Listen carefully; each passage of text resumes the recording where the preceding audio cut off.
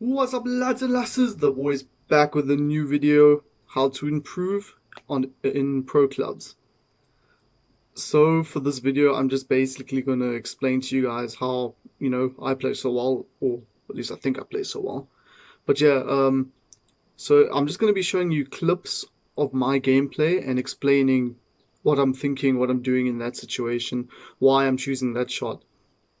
So without further ado, we're going to get going. So the first one is now I've got a picture on the screen, and it's going to be about different shot selections that you have to do from different positions in that box. So what we want to do is from anywhere around the top left and top right outside the box, you want to finesse that. And that's why it would be ideal for your build to have at least a 4-star weak foot, or at least if you have a 5-star, then that's excellent, because that means you're going to be able to shoot from anywhere and be unpredictable.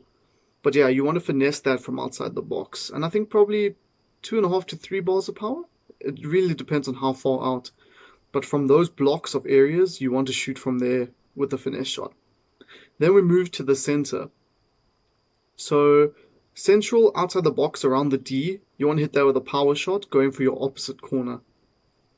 Now this is not guaranteed to go in, but most, I think, like 60, not 60, like 70 to like 78% of the time. I think that's going in.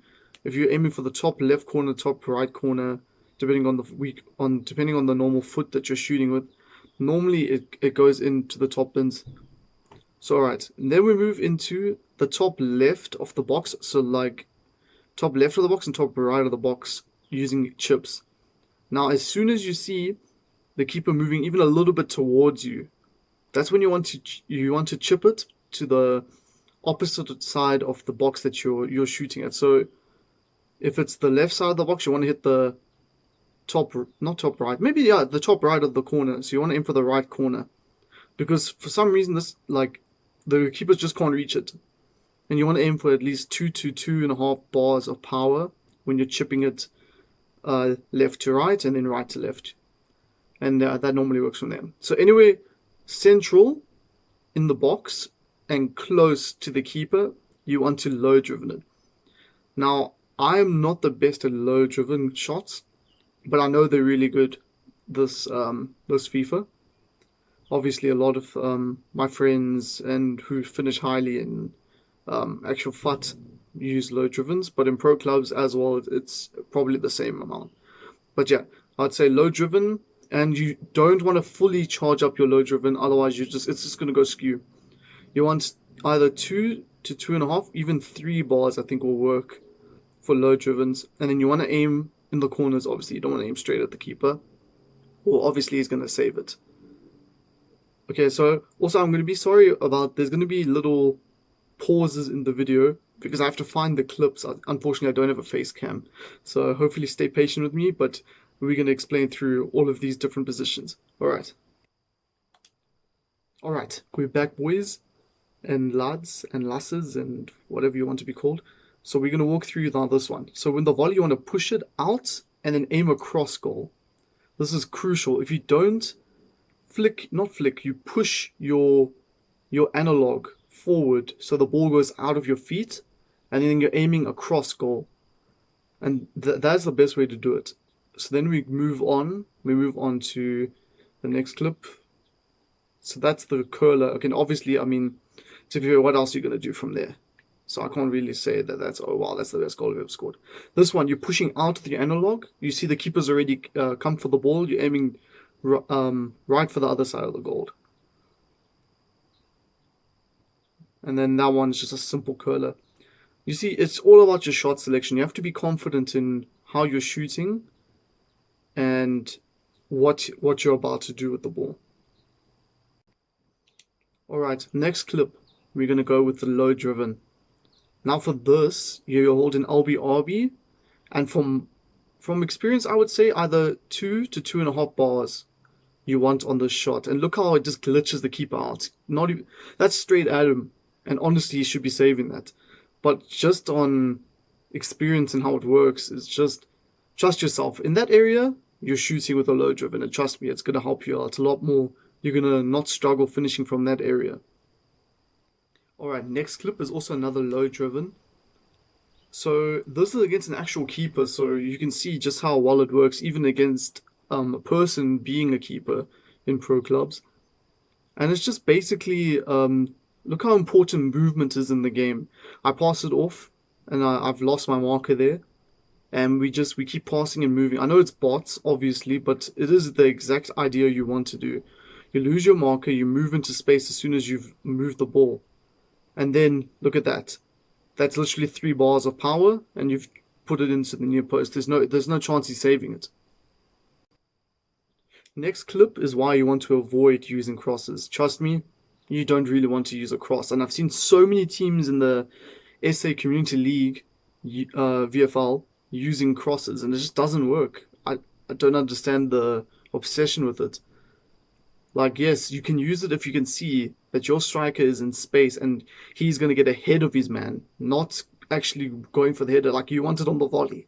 You're on the volley, not on the cross. Because look at this. He's whipped this in, he's won the header, and look where it's gone. I mean, it's just pointless. Next clip we move on to is Finesse Shots. And they are still broken as hell on this game.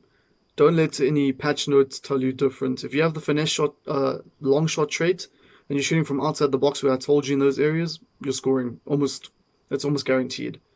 Look at this. So we speed boost past him, which is also a very good trick to use. And then obviously I mess up with the chip because I thought I saw the keeper moving a bit.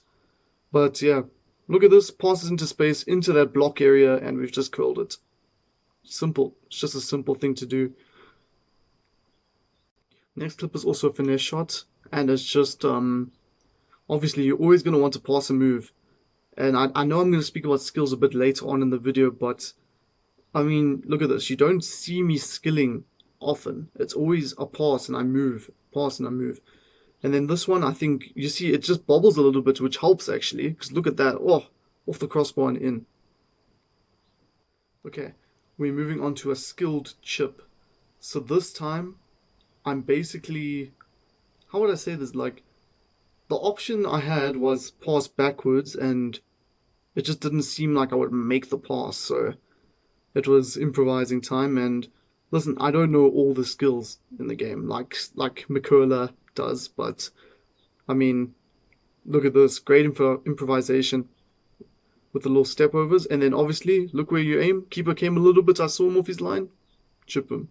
It's just so simple to score goals in this FIFA. Next one is just a really easy one to understand.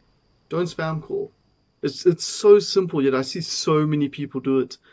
Like, why are you spam calling? Just relax, trust the bots. If you see you're into a good position where the bot can actually make a pass, then you can call it. It's simple.